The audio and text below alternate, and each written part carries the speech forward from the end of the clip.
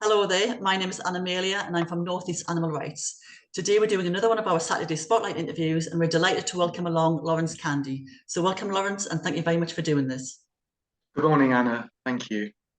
So we'll go straight to the questions as usual if that's okay with you. So the first question is, would you mind telling us about how you made the decision to come away from animal farming? Oh, it's a good question, Anna. I've been sort of thinking about this for quite a while. There is no real plan, so to speak. It's sort of events more than anything. I think that's a fair point to say.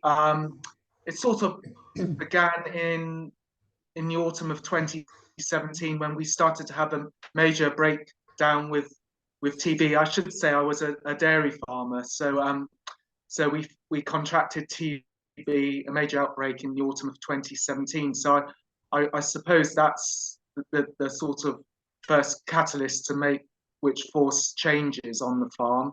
So throughout 2017, 2018, and 2019, we had further outbreaks, and the sad point is we lost about three-quarters of the dairy herd, which was obviously a traumatic experience.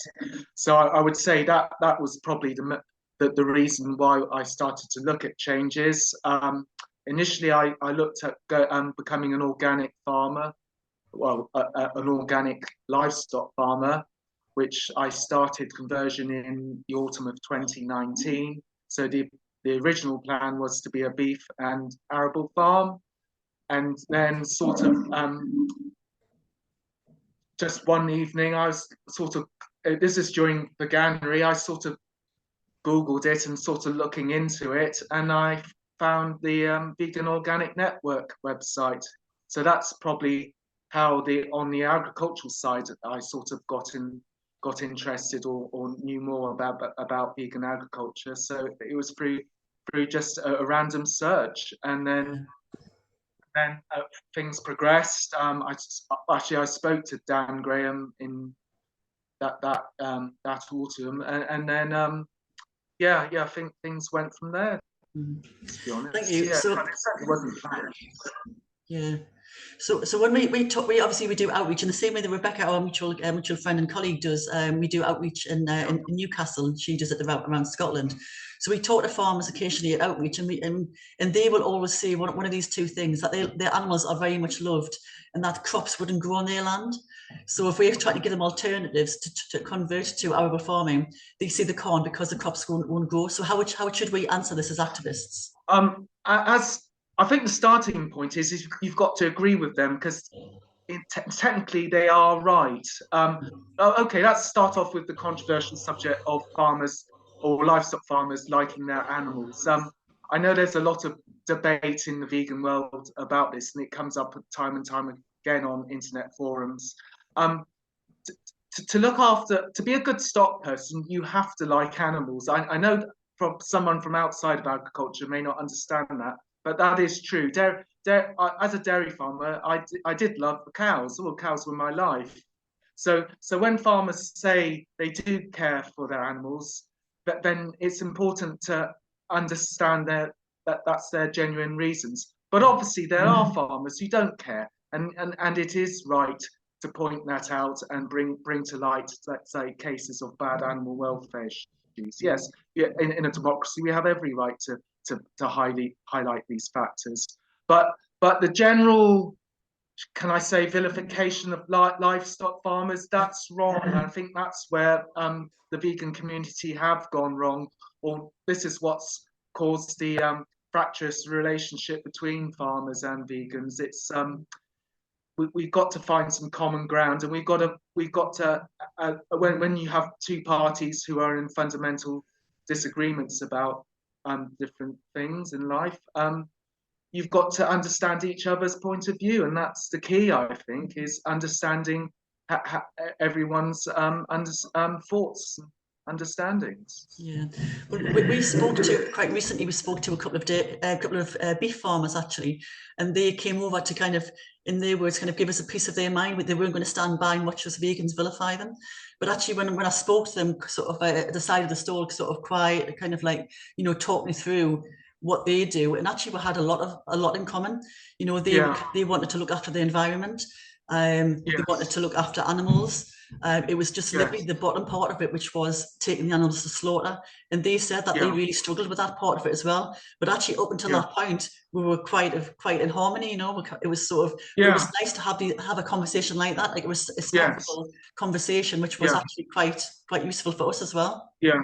I've got to say this, but I think this gets lost in the debate. Well, obviously I've been involved in this now for over 2.5 years, and one of my observations that people forget is we have livestock farmers for a reason, and that's because we live in a society that likes to eat or Yeah, consume animal products. yeah, It's amazing how the number of people do forget that.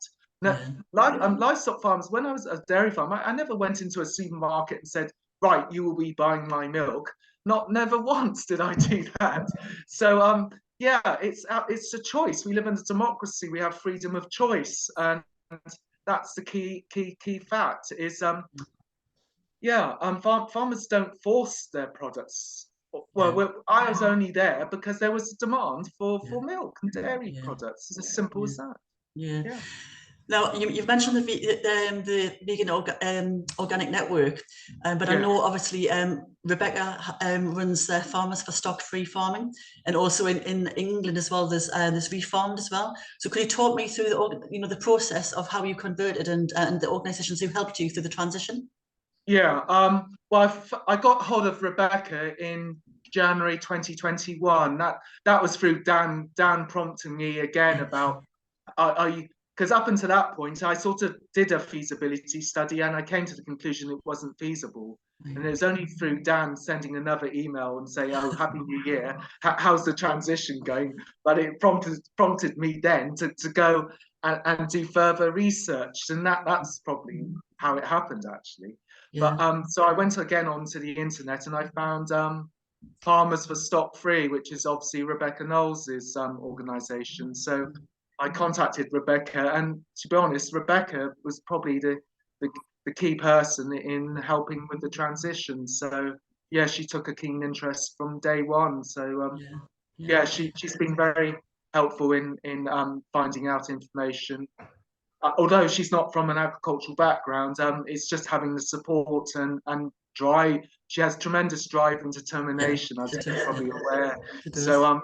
yeah, so it's yeah, it stems from there really. Yeah, Yeah. and I know Rebecca obviously has these tricky conversations quite a lot. She's talking to the NFU quite a lot, and she goes to agricultural events where she has stalls and things. So she is kind of like Yeah. really kind of like tackling it at the right at the Yeah, front. it's very brave for Yeah. a vegan roadshow to go to an agricultural event. I couldn't do it. I'd be scared.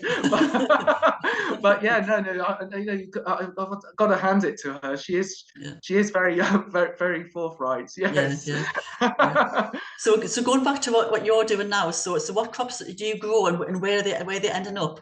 Would you mind explaining what the difference between veganic farming and organic farming is for people Yeah. who don't know that? Yeah. Well, let's sort of start off with organic farming or agriculture is just basically stockless organic systems. Yeah, So it's organic farming, no use of pesticides, synthetic fertilizers, yeah, animal manures, or animal byproducts are allowed. So we're sort of disconnecting ourselves from the animal industry in that way. Um, yeah, it's about creating rotations. Green for fertility, we're using green manures, bicropping. mm, Yeah, I think different husbandry techniques like that. It is really about soil biology. More once you understand soil biology, then the case for livestock sort of can become redundant. But yeah, I'll go on about that in a minute. But yeah, that's what organic farming is about. On my farm now, I'm still in the transition phase, so to speak. So I'm growing wheat and oats at the moment for the organic market, but I'm unfortunately, with the cost of living crisis, mm, the organic market is taking a hit. The demand is decreasing, unfortunately. yeah, So I've got a market for my oats, yeah, but I'm struggling now with wheat. Well, I will have a market for the wheat, mm, but I wanted to grow rye and spelt and barley, but unfortunately there's no market for those crops now. So that because of less market demand, consumer demand. So it is having an effect on what sort of rotation I can achieve now. So yeah, yeah, but I'm looking into pulses. I want to grow fava beans, but right, again, the market. You said we talk about the market opportunities. It's predominantly for livestock feed. In this country, yeah, um, consumers don't consume a lot of pulses. So they certainly don't consume a lot of fava beans. Most of our fava beans in the UK are exported to countries like Egypt, yeah, where they consume a lot.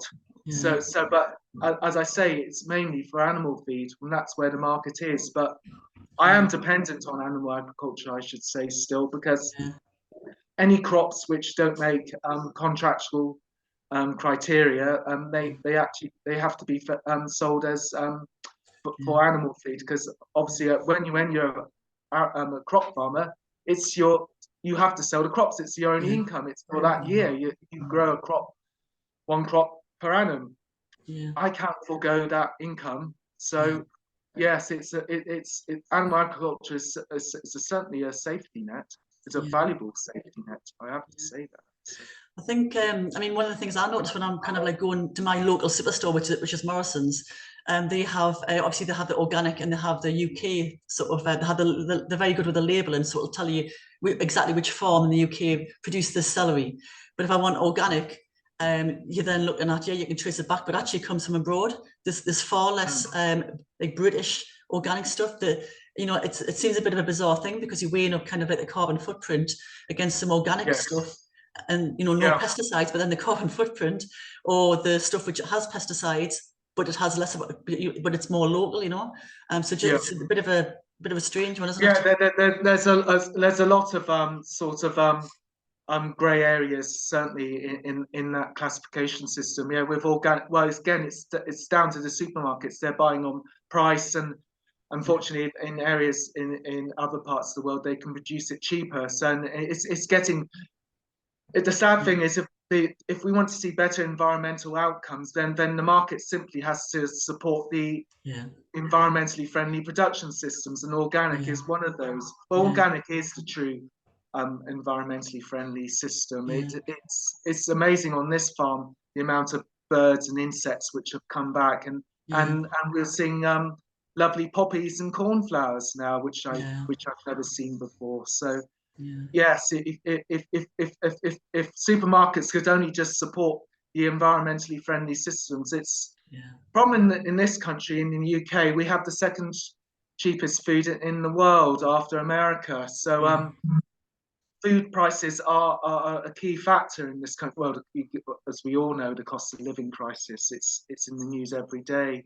yeah, So it's a shame, really. If we could only just support these yeah, environmentally friendly systems, then we would yeah, solve a lot of the problems very yeah. quickly as well. Well, we know that obviously that animal farmers get subsidies from the government. So do you think, I mean, do you receive subsidies in the same way? And do you think this is sufficient help from the government for farmers to move away? It's kind of like a rhetorical question, because I Yeah, know the answer is going to yeah, be no, but yeah, I'm kind of like thinking, this yeah. is your experience. Subsidy. This is another point that's got misunderstood. Is subsidies are decoupled. Animal agriculture is not more heavily subsidised than plant agriculture in the UK. Right. Well, I know horticulture is not subsidised, but I'll go back to just combinable cropping. Mm. But in the 1990s, we had a reform of the European subsidy when we were with the EU. We had to move away from direct direct subsidies to indirect, or what we call decoupling. Mm. So under the McSharry proposal to meet with the GATT agreement, in the world, the world has what we call the GATT agreement, which is a general agreement on trade and tariffs, and obviously subsidizing farmers direct through commodities was being unfair to countries like New Zealand and Australia, the Cairns group. But this is how the change came about. We were looking for a free market system, a level playing field. So it was legally agreed that we subsidies would be decoupled in agriculture. So basically, that's what's been happening since the mid 1990s. So we're now at the point where we have we were on the basic payment system, where a farmer was paid say a set amount per acre just for farming. So in my case, 200, 300 acres or whatever. So it's nothing to do with the fact I was a dairy farmer or a corn farm, or it's the fact it's the area of land. So they are technically delinked. So to say that animal agriculture is heavily subsidised is technically incorrect. Right. Well, for the UK and Europe as well. Yes. So in America, I obviously know things are a bit different there, but certainly in Northern Europe, that's not the case. Right. So that's an interesting conversation I'll have. The next farmer who's brave enough to come to our stall, that's the next subject I'll bring up. But there is no government policy for farmers to transition to plant-based farming. I don't think there will be a policy. Again, politicians don't like to dictate to consumers, the electorate, on dietary choices. Yeah. It's a no-go area. No one in politics will be advised to go down that road. It's a minefield. They just won't do it, and for obvious reasons. Yeah. So you've got to accept that. But saying that, going back to the climate debate, of course we've got to transition more to a plant-based system. Animal agriculture now is responsible for about 10 gigatons or 10 billion tons of greenhouse gas emissions. So it's about 20% of the total amount. So it's 2/3 of global ag. 2/3 of global ag is animal agriculture, and plant-based is the third, the 5 gigatons. It's about 15 gigatons in total. Global agriculture is responsible for greenhouse gas emissions. So it's a large amount. So we've got to address it. So at the macro level, of course, it's right to promote policies of a reduction of a large reduction in animal products. Yes, totally agree. Yeah. Yeah. So if an animal farmer is watching this now, how can we as activists convince them to move away from animal farming? I know it's not going to be a straightforward kind of like, you need to do this, it's kind of like aligning your morals with the actions, but how can we as activists support them? Is it about keeping the conversations, open and honest and respectful? And I honestly think in the farm transition movement, I've spoken to quite a few now. The first advice I would give is they've got to be better prepared or do more prep in understanding farm business management. It's amazing how the number of people who don't understand the market or gross margins data. In our industry, it's very transient. It's all the information is available on the internet on costings for dairy, beef, all the enterprises. In this country, we have the John Nicks Farm Management book, the Scottish Agricultural College costings book. So anyone who's involved in the farm transition groups, the information's there available. They've just got to be prepared to sit down and study it. And then you'll immediately see that animal agriculture is more profitable than crop agriculture by considerable margin, like dairy farming, for example. When I was a dairy farmer, my financial output was more than 3 times what it is now under a cropping system.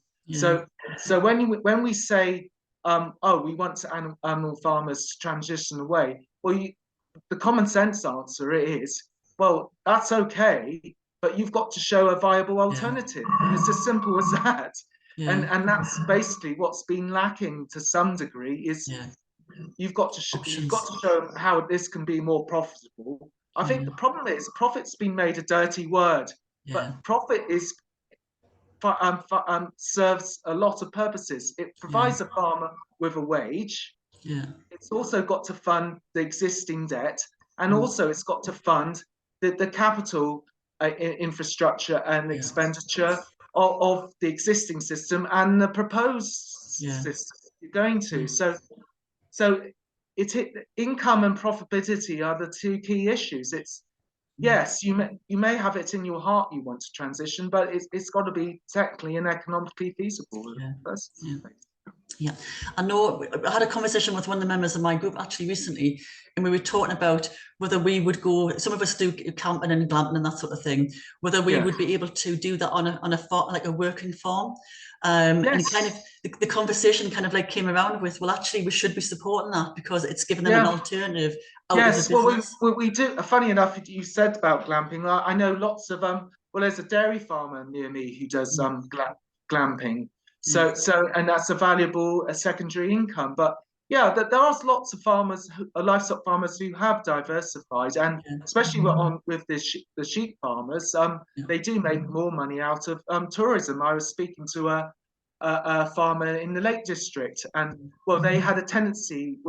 This is another point people don't realise, is they had a national trust tenancy, yeah, and the condition of their tenancy agreement was to keep sheep, so they had to keep sheep. yeah, But he openly admitted to me that he was making more money from his tourist yeah, activity enterprises than sheep.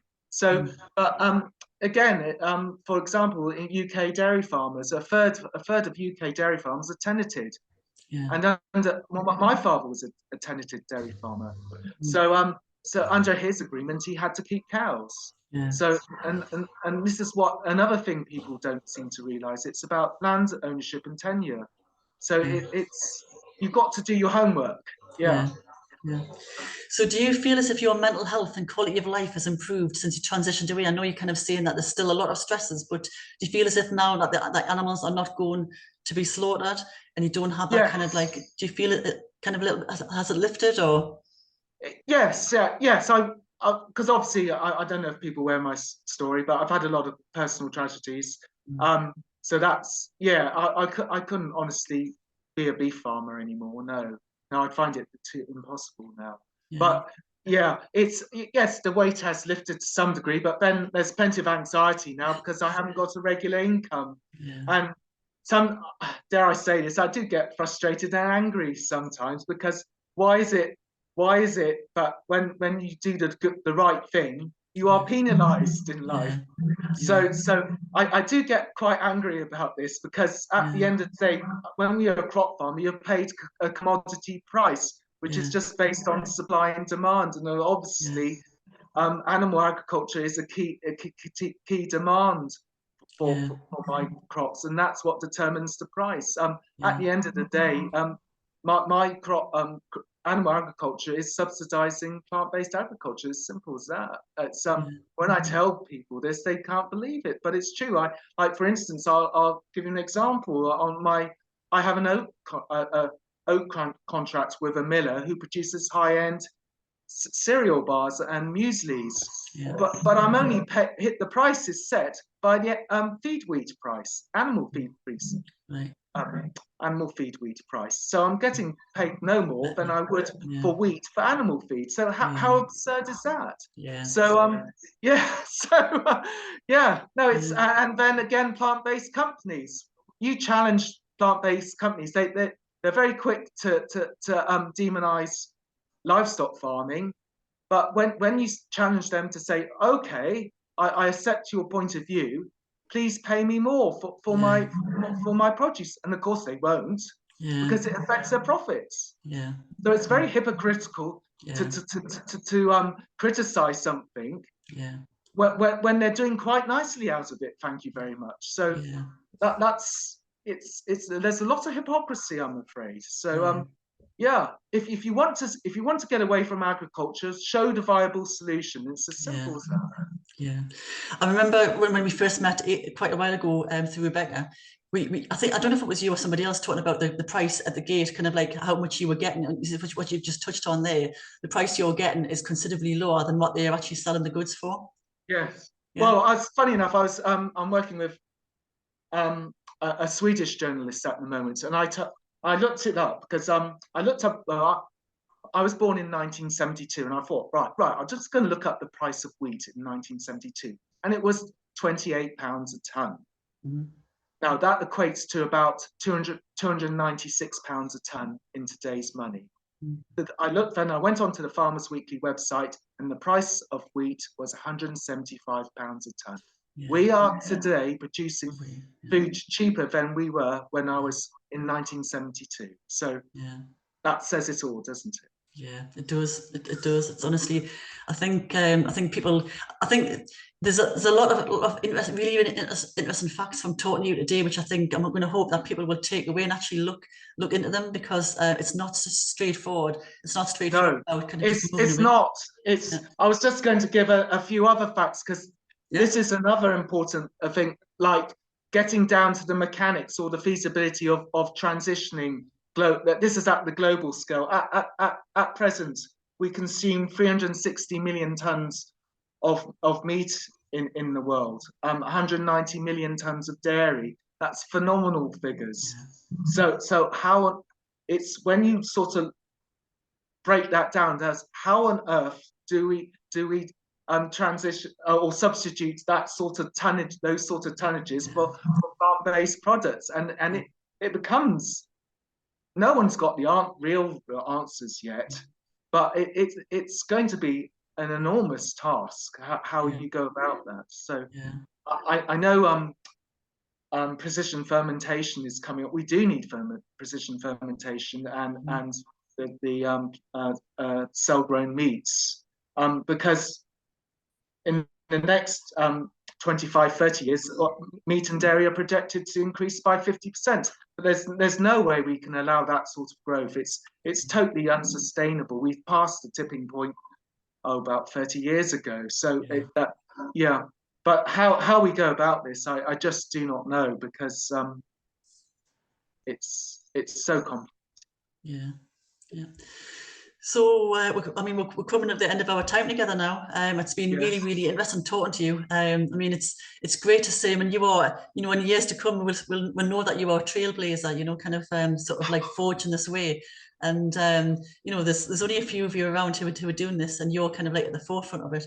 And I do understand. I mean, I've got no idea. I don't appreciate it, kind of like that you're, the stresses you're under. But it's really, really important that you do what you do, and also continue to talk to people as well, to make us, people like us on the at the grassroots level, kind of, understand the stresses that animal farmers are under, to better understand, where they're coming from and how we can help them, help each other learn, but also help them as well. Because ultimately we all want the same thing. We all want to move away from killing animals. Yes, yeah, I completely understand. Well, being personally involved in it all my life, I understand the vegan argument.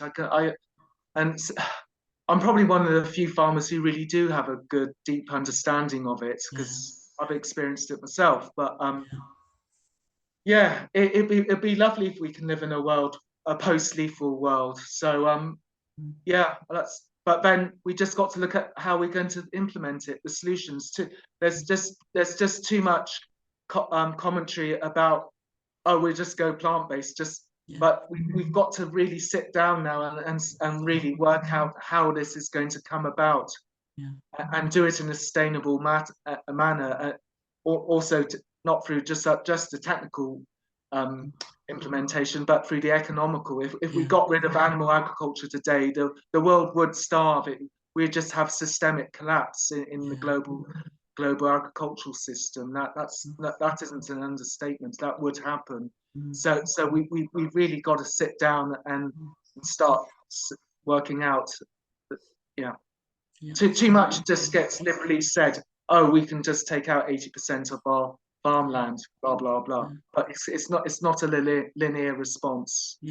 I will give credit to George Monbiot, because he did describe a lot of the processes in his book, Regenesis book. So he has gone into some detail about it, which is good. Well, you've certainly given us lots of food for thought there.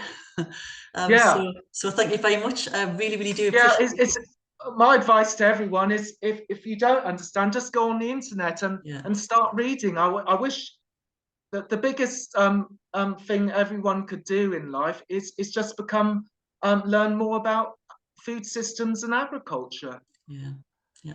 And understand soil biology as well. If everyone understood soil biology, we wouldn't have an environmental crisis. Not at all. It's just everyone's just become so disconnected from food production. They just walk into a supermarket Yeah, and expect it to be there. And it's, yeah, yeah, I can understand it, but yeah, we just need to start thinking more. yeah. Simple. Yeah. Well, we're going to end there. So, so thank you very much. It's been absolutely fascinating again talking to an expert. You know, somebody who's kind of like been there and done it. And I don't think I'm an expert. no, I don't think there'll ever be any real experts. you're more of an expert than I am, considerably more. So I'm going to end now, but thank you very much, Laurence, Candy, for joining us today in our Saturday Spotlight interview. Really do appreciate you giving up your time today. I know you've obviously got a very, very busy day ahead. So I'm going to sign off now and say goodbye for now to everyone. And thanks for watching.